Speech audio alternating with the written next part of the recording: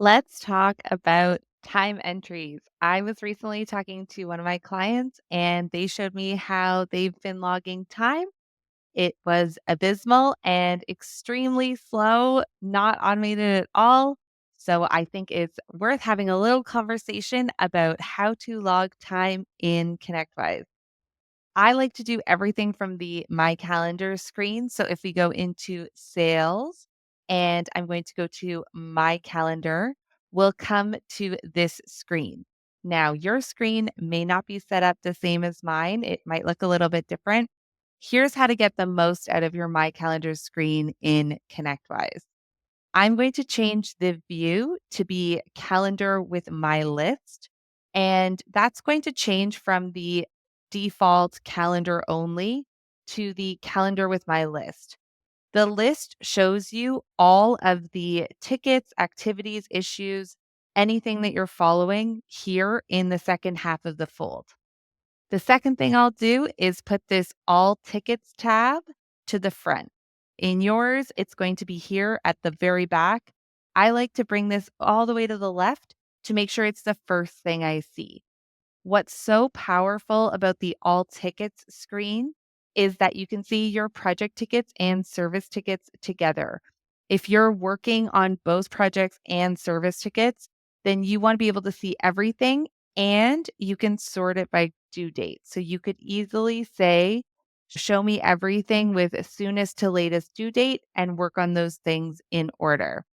There's lots we can do there, but we're focusing on time entries. So let's get back to it. Your display type in the top left-hand corner is schedules. We're going to leave that there, but I'll show you how to toggle that on and off.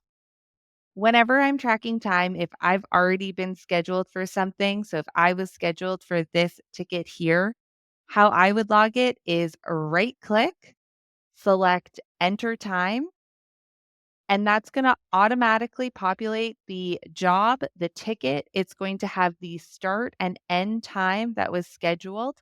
It fills everything out for me. And all I need to do is just update my notes.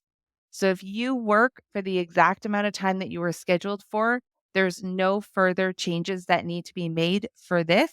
I could just save and close after adding my notes, and I would be done logging my time for that.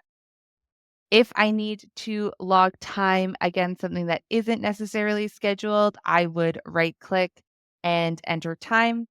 And I can search here through the different charge twos to see everything that I'm currently assigned to.